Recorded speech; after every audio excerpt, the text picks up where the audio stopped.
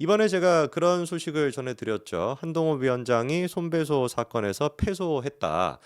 그리고 그 패소가 확정이 됐다라고 하는 얘기를 말씀을 드렸었는데, 도대체 그러면 한동훈 전 위원장이 누구를 상대로 손배소 소송을 넣었다가 이게 패소가 된 것이냐? 장용진이라고 하는 기자를 상대로 해가지고 손배소를 넣었던 겁니다. 사건의 시작이 이제 2021년도 3월 달로 거슬러 올라가게 되는데요. 그때 같은 경우는 윤석열 검찰총장이었고 한동훈 전 위원장 같은 경우는 이제 검사장이었던 그 시기입니다.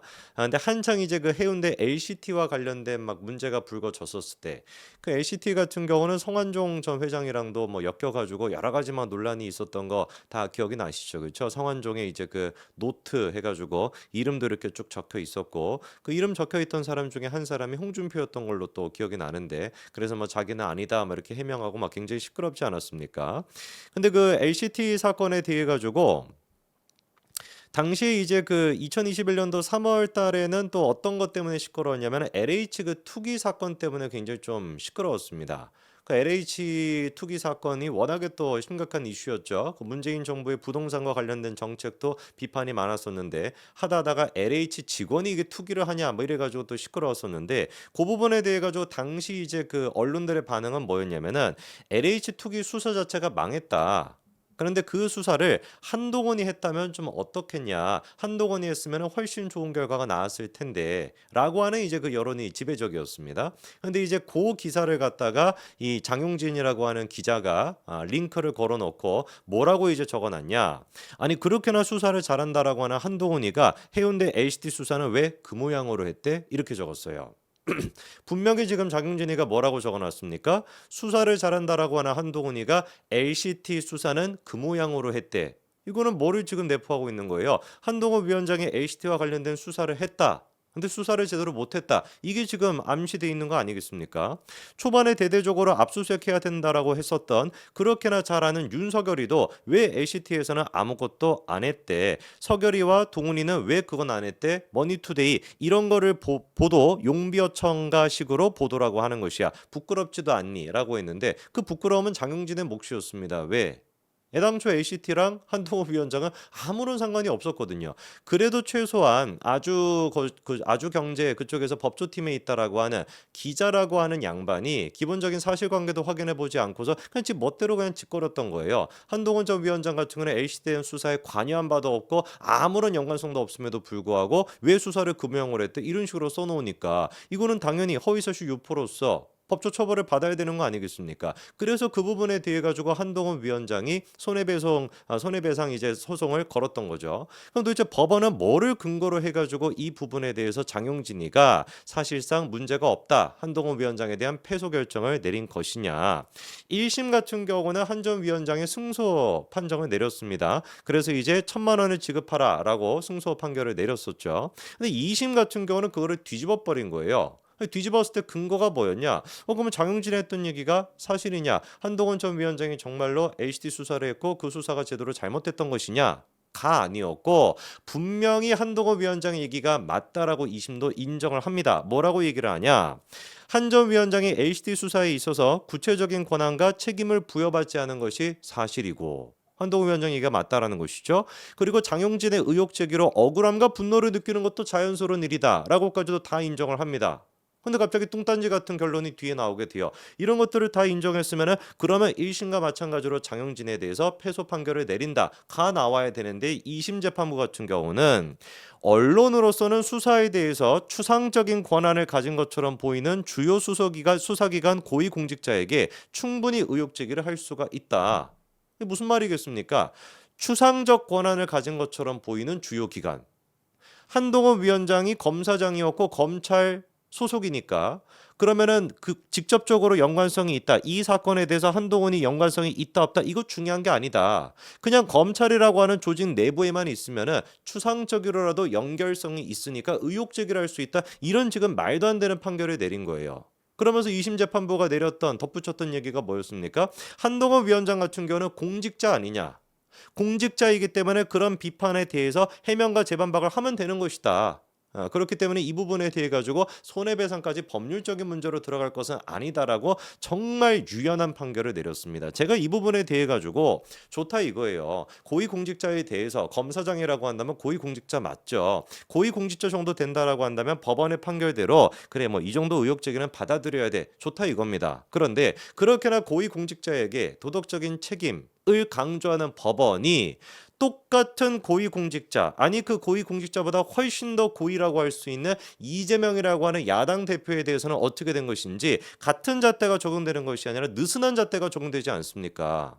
한 전 위원장 같은 경우는 너 고위공직자잖아. 그럼 이런 식의 허위사실 유포도 받아들여야지 라고 얘기할 정도의 사법부라고 한다면은 이재명 야당 대표에 대해 가지고 야 네가 어떻게 위증교사를 할 수가 있어? 어떻게 위증교사에 대해 가지고 이렇게까지 소명이 됐는데도 불구하고 그렇게나 떵떵거릴 수가 있어? 너 구속 이래야지 정상인 거 아니겠습니까? 저는 그렇기 때문에 고위공직자라고 하는 개념에 대해 가지고 법원이 보여주고 있는 반응이 너무나 지금 어떻다라는 거예요? 상반된다라는 것이죠. 진보 쪽한테는 유리하게끔 적용이 되고 보수 쪽에서 같은 경우는 엄격하게 적용이 된다. 이거를 우리가 한 전 위원장 한 명의 케이스로만 얘기할 수가 있겠습니까? 정진석 비서실장도 마찬가지 아니었어요? 여러분 다 기억나시죠? 그렇죠? 그 이상한 정신 나간 판사가 옛날부터 무슨 뭐 이거 뭐 북한의 뭐 사주를 받은 것인지 김일성 대학교를 나왔는지 구분이 안 될 정도로 막 희한한 이제 그 망상 같은 거에 빠져 있던 그 판사가 정진석 비서실장에 대해 가지고 노 전 대통령에 대해서 명예훼손을 했다고 허위 사실을 유포했다라고 그것 때문에 어떻게 했습니까? 벌금을 선고했습니까? 아니요. 실형을 선고하지 않았습니까? 구속형을 갖다가 선고했던 거 아니에요. 징역을 갖다가 선고했던 거 아닙니까? 아니 그러면 이게 또 말이 안 되는 것이잖아요. 한 전 위원장한테 같은 경우는 고위공직자니까 그 정도의 의혹 제기는 받아들일 수 있어야 되라고 하고 노 전 대통령 같은 경우는 그거보다 훨씬 더 고위공직자라고 할 수 있는 대통령인데 심지어 정진석 비서실장 같은 경우는 당시에 사과까지도 한 마당에 정진석 비서실장한테는 어떻게 된 것인지 실형을 선고해버리고 이 얼마나 지금 법원이 편향이 되어 있습니까? 그리고 지금 이 장용진이라고 하는 이 기자가 기자 같지도 않은 기자인데 하루 이틀이 아니었습니다. 한창 이제 뭐 검찰에 대해 가지고 윤석열 검찰총장부터 시작해서 추미애 법무부 장관이 막 발광을 하지 않았습니까? 그때 당시에 이제 그 유시민의 알릴레오 같은 방송에 나와가지고 또 뭐라고 이제 이 기자가 망언을 했었냐면은 조국 사태 그 수사를 하면서 검사들이 KBS의 여기자를 좋아해서 조국과 관련된 내용을 술술술 흘렸다. 검사들에게 또 다른 마음이 있었을지는 모르겠다. 이게 무슨 말이겠습니까? 뭔가 성적으로 이거를 엮고 있는 거 아니에요. 지금도 똑같이 하고 있지 않습니까? 그 이제 뭐였습니까? 장시호 기억나시죠? 제가 뭐 얘기하고도 싫은 그 지저분한 이야기 검사에 대해 가지고 검사의 수사 능력 이런 것 자체를 프레임 걸기 위해 가지고 여성과 관련된 문제를 끌고 오는 거 그것도 허위 사실이었는데 장시호 관련된 녹취록을 갖다가 장경태가 그것도 장경태 아니었습니까? 최고위 회의 당시에 녹취록 막 틀고 막 이랬던 이상한 인간이 뭐 장식끼리 왜 그러는지 모르겠지만 그렇게 이제 또 하고 이때도 마찬가지였던 거예요. 매번 민주당은 이런 식으로 그러니까 프레임을 거는 겁니다. KBS의 뭐 여기자를 뭐 검사들이 좋아해가지고 조국과 관련된 내용을 술술술 흘렸다 이런 말도 안 되는 망언을 뭐라고 해야 돼? 내뱉었던 게 장용진 기자였거든요. 그래서 그때도 얘가 뭐 사과를 했었습니다. 사과 비스무리한 거를. 그것뿐만 아니라 또 김어준의 뉴스공장에 나와가지고는 라임 사태 기억나시죠, 그렇죠? 이봉현의 그 이제 그 했었던 문재인 정부 당시에 금융권 그 몇 조 가까이 되는 그 사기 아니었습니까? 그거에 대해서도 검찰 게이트래요. 똑같이 얘기합니다. 지금이랑 검찰이 무슨 뭐 원하는 정치적인 목적을 실현하기 위해 가지고 라임 사건을 조제했다라는 게 무슨 말이에요? 조작했다라는 얘기 아닙니까? 그때도 그랬고 지금도 그렇고 민주당 저 잡것들은 매번 똑같은 프레임을 걸고 있는 것이고 장현준도 그렇고 이재명도 그렇고 다 똑같이 놀고 있는 거 아닙니까? 2021년도에도 이렇게 놀았던 것이고 이 지금 발판을 누가 마련해 준 거예요? 누가 이걸 지금 이제 이렇게 그냥 놀아라 이렇게 그냥 사법 질서를 어지럽히고 대한민국 엉망진창으로 만들라고 그 발판을 지금 누가 내준 꼴인 겁니까? 사법부가 내준 꼴인 거예요. 에? 진작에 구속을 시키고 가짜뉴스 유포시키는 것들에 대해 가지고 엄정하게 우리가 처벌을 내렸어야 되는데 지금도 그런데 2심 재판부가 어떻게 된 것인지 관련돼 가지고 한동훈 위원장한테 패소 판결을 내린다. 아직도 제가 보기에는 사법부가 정신 못 차렸습니다. 한번 두고 보자고요. 지금은 민주당이 검찰에 대해 가지고 검찰 개혁에다 뭐다라고 검수한박 지금 또 송영길을 막 보석으로 나와가지고 재판 지금 앞두고 있는 상태에서 또 뭐라고 헛소리하고 앉아 있습니까? 한동훈 시행령 위법 심사 청구하겠다.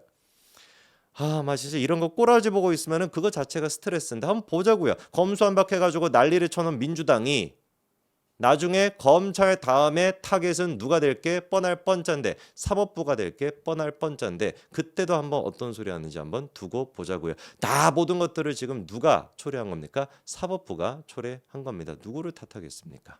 여기까지 말씀드리겠습니다.